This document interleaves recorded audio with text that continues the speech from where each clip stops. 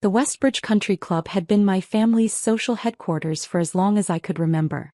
18-hole championship golf course, Olympic-sized pool, tennis courts that hosted regional tournaments, and a dining room where business deals worth millions were negotiated over perfectly aged steaks. I'd grown up here in a way, attending debutante balls, anniversary celebrations, graduation parties. Always as the overlooked younger daughter, the one who didn't quite fit the family mold. My sister Vanessa, 35, was everything our parents wanted. Ivy League educated, married to a corporate attorney, volunteer coordinator for 3 prestigious charities. She wore designer clothes like armor and knew exactly which wine to order with every course.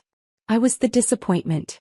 I dropped out of college after 2 years, worked a series of concerning jobs, barista, retail manager, administrative assistant, and showed up to family events in clothes from Target instead of Neiman Marcus. Today I'd made the mistake of arriving at the club for Sunday brunch wearing jeans, a casual blazer and comfortable flats. My parents were already seated at their usual table on the terrace when I walked in. Dad saw me first and his expression curdled like milk left in the sun. "Absolutely not," he said loudly enough that nearby tables turned to look. "You are not sitting with us dressed like that." I stopped a few feet from their table. Mom set down her mimosa and stared at me with open disapproval. "Emma, what are you wearing?" she asked, her voice sharp. "Clothes," I said simply. "You invited me to brunch. I invited you assuming you dress appropriately. This is the Westbridge, not a shopping mall." Vanessa appeared from the direction of the ladies' room, immaculate in a cream-colored dress that probably cost more than my monthly rent used to cost. She saw me and actually stopped walking. "Oh my God," she said. "Emma, are you serious right now?" "About what?" "About showing up here looking like that." She gestured at my entire existence. "This is a members-only club. There's a dress code." "I'm aware," I said calmly. Dad stood up, his face reddening. At 62, Richard Hartley was still an imposing figure. 6'2", silver hair, the kind of commanding presence that came from 40 years of running a successful commercial real estate firm. "This is embarrassing," he announced. "My daughter shows up to the Westbridge Country Club in jeans and bargain bin clothes. Do you have any idea how this reflects on me? On this family?" "I'm wearing a blazer," I pointed out. "A blazer from where?" "Walmart." "Actually, yes." Mom made a sound like she'd been physically wounded. "Emma Catherine Hartley, you will leave this club immediately and return when you're appropriately dressed. Or better yet, don't return at all." Several other families were watching now, including the Vandermeers, whose daughter had gone to prep school with Vanessa. I could see Mrs. Vandermeer whispering to her husband, probably relishing this display of family dysfunction. "I was invited," I said quietly. "You called me Thursday and specifically asked me to join you for Sunday brunch.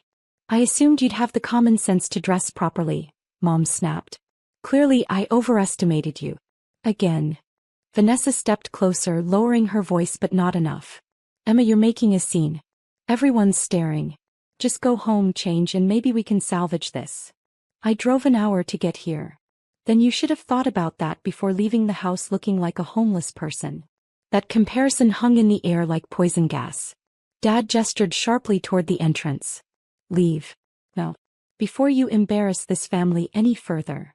"I haven't done anything," I said. "Your presence is the embarrassment," Mom said coldly. "Walking into the Westbridge dressed like you're going to clean houses, not have brunch. What will people think? That I'm your daughter? Not if I can help it." Mom's eyes were ice. "We have a reputation here. Your father sits on the club's board. Vanessa is being considered for the social events committee. And you show up looking like this. It's disrespectful." I stood there, absorbing the familiar sting of their disapproval. This wasn't new. I'd been the family disappointment since I'd dropped out of Duke University 10 years ago, choosing to work instead of finish a degree in something I hated.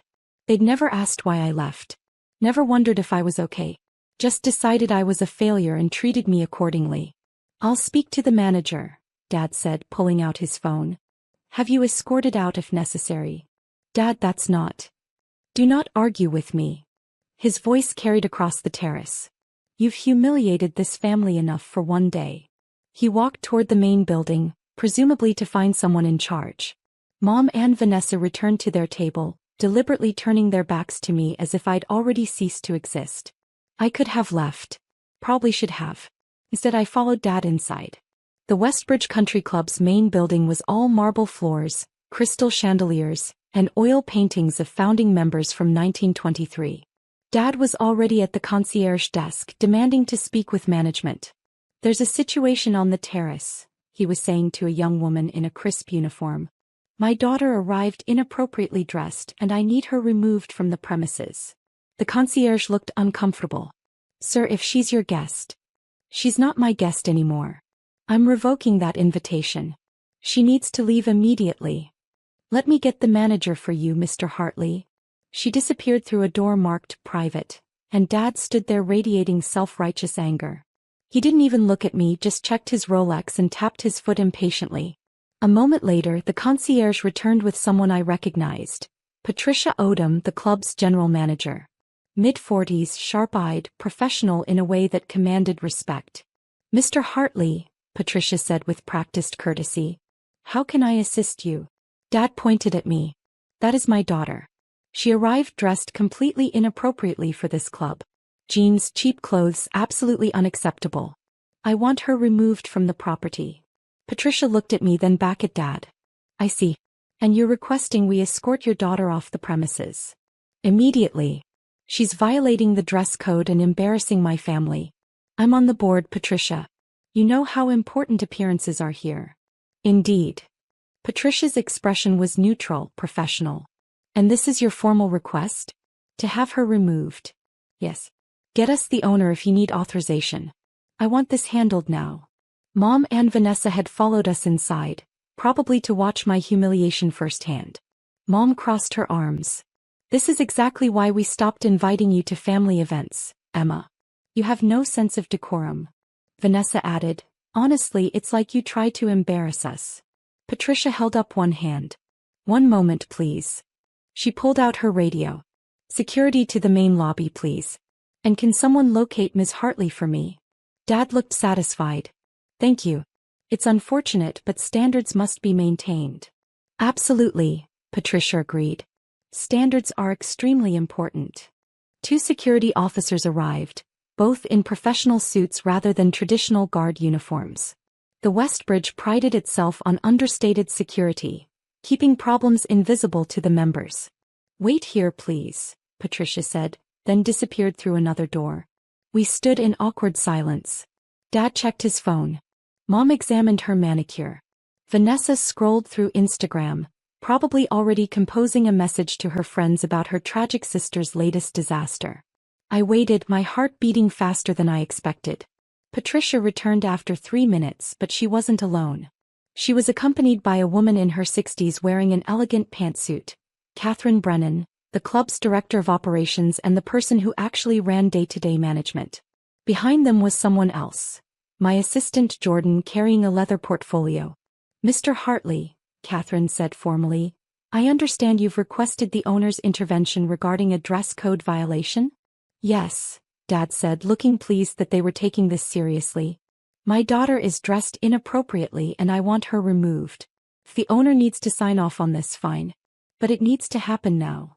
Catherine nodded slowly. "The owner is here, actually. Ms. Hartley, would you like to address this personally?" She was looking at me. Dad followed her gaze, confused. "What?" Patricia stepped forward, speaking clearly for everyone to hear. "Mr. Hartley, allow me to properly introduce Emma Hartley. She's the owner of the Westbridge Country Club. She purchased the property 8 months ago through Hartley Hospitality Group." The silence that followed was absolute. Dad's face went blank. "What?" "Your daughter," Catherine continued, "owns this club. She owns the property, the facilities, the membership contracts. Everything." Mom actually took a step backward like she'd been physically pushed. Vanessa's phone slipped from her hand and clattered on the marble floor. "That's impossible," Dad whispered. Jordan stepped forward with the portfolio, opening it to reveal documentation. The purchase was finalized on February 15 through a corporate acquisition. The previous ownership group was hemorrhaging money, mismanagement, outdated facilities, declining membership. Ms. Hartley acquired the property for $14.7 million and has invested an additional $8.2 million in renovations and operational improvements. He handed the papers to Dad, who stared at them like they were written in a foreign language. The new tennis courts? Jordan continued. Ms. Hartley's investment. The renovated dining room? Her capital. The expanded spa facilities that just opened last month? All part of her strategic modernization plan. Dad was reading the documents, his hands shaking slightly. Emma. This can't be real. It's real, I said quietly. I've owned the Westbridge for 8 months. I just haven't announced it publicly yet. But how? Mom's voice was barely audible. You work retail. You're a manager at some store. I worked retail 7 years ago, I corrected gently. Then I moved into hospitality management. Started consulting for struggling properties, helped them restructure and increase revenue. Built a reputation. Started buying properties myself. Small hotels first, then restaurants, then event venues. Patricia added, Ms. Hartley's company owns 14 properties across 3 states. The Westbridge is her largest acquisition to date. Vanessa found her voice, though it came out strangled. 14 properties? You own 14. 15 now, Jordan interjected. We closed on a boutique hotel in Asheville yesterday. Ms. Hartley flew back this morning specifically to make this brunch. Dad was still staring at the paperwork. At the signatures. At my name on legal documents that proved everything they were saying. Why didn't you tell us? He asked. I looked at him. My father, who just tried to have me thrown out of my own property. When would I have told you, Dad? At Christmas, when you spent the entire dinner talking about how Vanessa's volunteer work was real contribution to society? Or at Easter when you told everyone I was still figuring things out? That's not fair, Mom said weakly. Isn't it? I turned to her. You've spent 10 years treating me like a failure because I didn't follow the path you wanted. I dropped out of Duke, so I was a disappointment. I worked retail, so I was beneath you. I didn't marry a lawyer or doctor, so I was an embarrassment. We were concerned about you, Vanessa tried. You were ashamed of me, I corrected. There's a difference. Catherine cleared her throat gently. Ms. Hartley, you mentioned wanting to review membership contracts today? Yes, I said, grateful for the transition. Can you pull up the Hartley family membership, please? She had a tablet ready, pulled up the account. Richard and Margaret Hartley, primary members since 1998. Vanessa Hartley Preston, associate member since 2015. What are the annual dues? I asked. $45,000 for primary membership, $12,000 for associate. I nodded. And the contract terms? Annual renewal with 90-day notice required for cancellation by either party. However, ownership reserves the right to terminate membership immediately for cause. Dad finally found his voice again. Emma, what are you doing? I looked at him. Mom. At Vanessa. At the family who just tried to have me physically removed from my own property because of my clothes. Patricia, I said calmly, can you explain what constitutes cause for membership termination? She pulled up the relevant section on her tablet. Clause 7.3. Membership may be terminated for conduct unbecoming, harassment of staff or other members, damage to club property, or any behavior deemed detrimental to the club's reputation and values. And who determines what qualifies? I asked, though I already knew. Club ownership has sole discretion. I let that hang in the air for a moment. Dad's face had gone from red to pale. Emma, surely you're not suggesting. You demanded I be removed from the property, I said quietly. You called me an embarrassment. You said my presence reflected poorly on the family reputation. You wanted security to escort me out. I didn't know that I owned the club. Would it have mattered if I was just a regular member? Or a guest of another member? Does the dress code only apply to people you deem unworthy? Mom stepped forward, her hands clasped. Emma, please. You're upset and you have every right to be. We made a mistake. A terrible mistake. But don't do anything rash. Rash. I repeated. Like trying to have your daughter thrown out of a country club? Vanessa was crying now, mascara starting to run. Emma, I'm sorry. We're all sorry. Please. I stood there, feeling the weight of 10 years of dismissal, mockery, and casual cruelty. Every time they'd introduced me as our other daughter, with that apologetic tone. Every family photo where they positioned me at the edge of the frame. Every holiday dinner where my accomplishments, whatever they might have been, were glossed over in seconds while Vanessa's volunteer work earned 20-minute discussions. Catherine, I said, what would happen to someone who tried to have the owner removed from the property? He didn't hesitate. Immediate termination of membership. Addition to the permanently banned list. Revocation of all club privileges. And if that person was a board member? Board positions are contingent on active membership. Loss of membership means automatic removal from the board. Dad made a sound like all the air had left his body. Emma, please. I've been on that board for 12 years. I'm up for board president next quarter. You can't. Can't. I looked at him. Interesting word choice from someone who just tried to have me escorted off my own property. The lobby had attracted a small crowd now. Other members, staff, people who'd heard the commotion. I could see phones out, people recording. This would be all over the club's social circles within hours. Jordan leaned close and whispered, Emma, we should probably handle this privately. He was right. This was escalating beyond what I'd intended. But the anger, the years of accumulated hurt, was hard to contain now. Here's what's going to happen, I said, my voice steady. Dad, your board position is suspended pending review. Mom, Vanessa, your memberships are suspended for 30 days. Emma, please, Mom started. During those 30 days you're going to think very carefully about how you treat people. About how you judge them. About what really matters. And if we don't? Dad asked bitterly. Then the suspensions become permanent. And you can explain to your friends why you're no longer welcome at the club you've been members of for 26 years. Vanessa sobbed harder.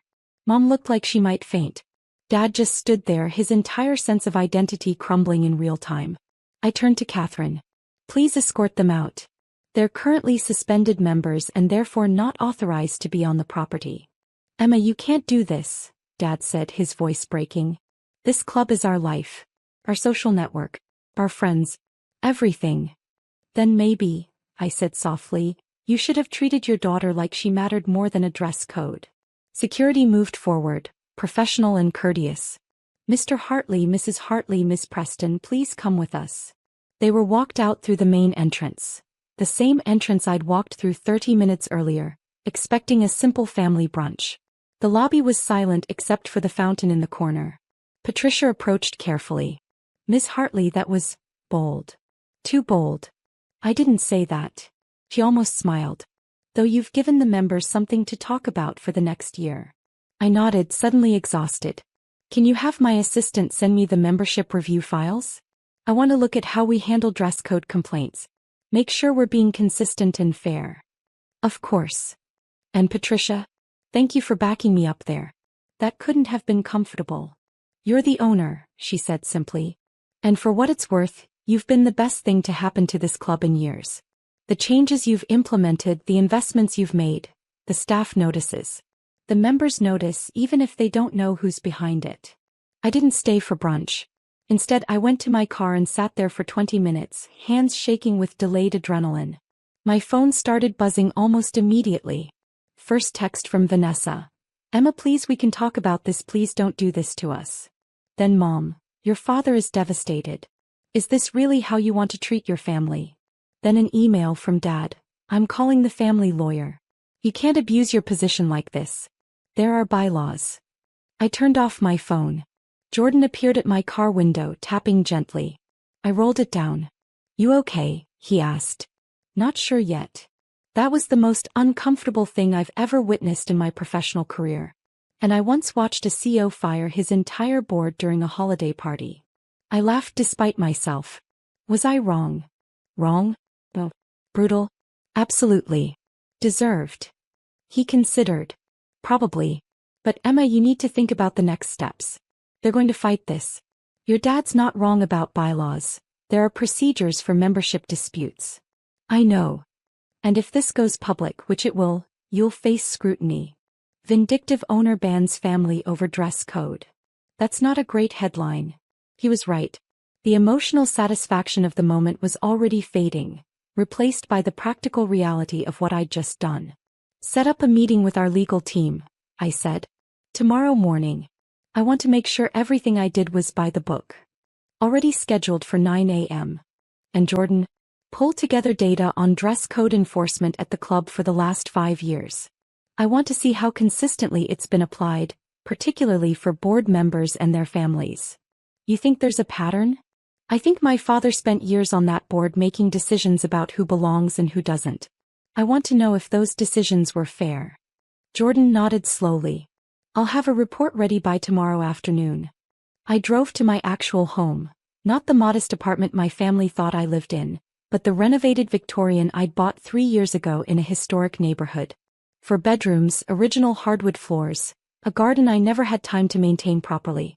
Inside, I poured a glass of wine and sat in my living room, looking at family photos I'd kept despite everything. Christmas pictures, vacation snapshots, birthday parties. Evidence of a family that had existed at least superficially. My phone was still off, but I could imagine the messages piling up. The panic. The anger. The accusations. I'd humiliated them. Publicly. In front of their social circle, their friends, their entire support network. Was I wrong? The question sat with me through the afternoon, through dinner, through a mostly sleepless night. By Monday morning I had 17 voicemails. I listened to them in chronological order while drinking coffee. Mom, Sunday 2 p.m.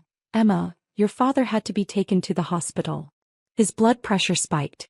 The doctor says he's fine, but this stress, this is what you've done to him. Vanessa, Sunday 5 p.m. Do you have any idea what you've done? I'm being asked to step down from the charity board. They don't want the controversy. My husband is furious. You've ruined everything. Dad, Sunday 8 p.m. I spoke with Harold Wellington. He's the club's longest-serving board member. He says what you did violates multiple bylaws and member protections. We're filing a formal complaint. This isn't over. More messages. Family friends asking what happened. Distant cousins I barely knew suddenly concerned about family harmony. Even Aunt Rachel, who I actually liked, leaving a gentle message suggesting I reconsider. At 9 a.m. I met with my legal team. 3 lawyers who specialized in hospitality, property law, and corporate governance. Tell me the truth, I said after explaining the situation. Did I overstep? Sarah Chin, my primary counsel, reviewed the documents. Legally, the ownership clause gives you broad discretion on membership termination. Your father's attempt to have you removed could reasonably be interpreted as conduct unbecoming or behavior detrimental to club reputation. But I could hear the but coming. But suspending a long-term board member without following the established review process could be challenged. The club's bylaws specify that board members are entitled to a formal hearing before disciplinary action. So I jumped the gun. You acted within your authority as owner, but you bypassed internal procedures. If they lawyer up, which it sounds like they're doing, you'll be tied up in disputes for months. I rubbed my temples. What are my options? Marcus, the corporate governance specialist, leaned forward. Option 1. Stand your ground. Fight every challenge. Win on technicalities. Probably succeed, but damage relationships beyond repair and generate negative publicity. Option 2. Reinstate the memberships with conditions. Require a formal apology. Implement a family code of conduct. Maintain your authority while allowing some reconciliation path. Option 3. Sarah asked. Sell the club. Walk away. You've already increased its value significantly. Take your profit and let someone else deal with the family drama. That option sat heavy in the room. I don't want to sell, I said finally. I bought the Westbridge because it had potential. And because I hesitated. Because some part of me wanted to prove I could succeed in their world. On my terms. Sarah nodded. Then we go with option 2. But we do it strategically. Not because you were wrong, but because you're choosing to extend grace they didn't offer you. I called Dad that afternoon. He answered on the first ring. Emma. I've reviewed the situation with my legal team, I said, keeping my voice professional. I'm prepared to reinstate your memberships under specific conditions. Silence. Then, what conditions? First, a formal written apology from each of you. Not for my benefit, I don't need it. But for the record, acknowledging that demanding someone's removal based on appearance was inappropriate. That's it. Second, you'll participate in a board review of the club's dress code policies. Make them clear, consistent, and fairly applied. No more subjective enforcement. We can do that. Third, and this is non-negotiable, you'll respect my ownership. No more undermining my decisions. No more using your board position to create problems. If you can't support the direction I'm taking the club, you can resign from the board. But you don't get to stay and sabotage. More silence. Then quietly, you've really built something, haven't you? Yes. I didn't know. I should have asked. Should have paid attention to what you were doing instead of assuming you were failing. Yes, I said again. You should have. Your mother and I were proud of Vanessa because she's visible. Her charity work, her social connections, it's easy to see and understand. What you do, it's behind the scenes. We didn't realize that I was successful, or that success could look different than what you expected. Both, he admitted. Oh, I'm sorry. Truly. What we did was wrong regardless of who you are or what you own. I'm reinstating your memberships effective immediately, I said. The apologies should be sent to Catherine Brennan by end of week. Board review of dress code policies begins next month. Thank you. Dad. This doesn't fix everything. You spent years making me feel like I wasn't enough. Like I didn't matter unless I met your specific definition of success. I know. I need you to understand, I didn't buy this club to impress you. I didn't build my company for your approval. I did it for myself. Because I'm good at it and I enjoy it and it matters to me. I'm starting to understand that. Good. Because I'm not interested in performing success for your benefit. Either you accept me as I am, genes and all, or this conversation is pointless. I accept you, he said quietly. I should have always accepted you. I'm sorry it took this to make me see that. We talked for another 30 minutes. Not solving everything but starting somewhere. The following Sunday I returned to the Westbridge for brunch. Jeans, blazer, comfortable flats. The exact same outfit. My family was already there at their usual table. I walked up and they stood. All three of them. Emma, Mom said carefully. Would you like to join us? I would. They'd saved me the seat with the best view, facing the terrace overlooking the golf course. We ordered food. Made small talk. Carefully navigated around the elephant in the room. Finally, Vanessa spoke. I read about your hotel in Asheville. It's getting incredible reviews. Thank you. And the property in Savannah, the one you're renovating, it looks beautiful. I looked at her. You've been researching my company? I wanted to understand what you've built. And Emma, it's impressive. Really impressive. I've been telling my colleagues about it, Dad added.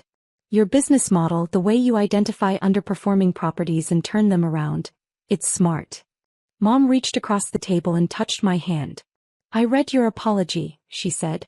All three of them. I meant every word. I know this doesn't fix everything, Dad said. But we want to try. To actually know you, not the version we assumed you were. I looked at my family, flawed, complicated, capable of cruelty but also apparently capable of growth. Hey, I said. Let's try. It wasn't a fairy tale ending. We didn't hug and cry and instantly become a perfect family. But it was honest, which mattered more. And when other members walked by and saw me sitting there in my jeans and blazer, laughing with my family at the table with the best view, nobody said a word. Because now they knew, the woman in comfortable clothes owned the entire place. And maybe more importantly, so did my family.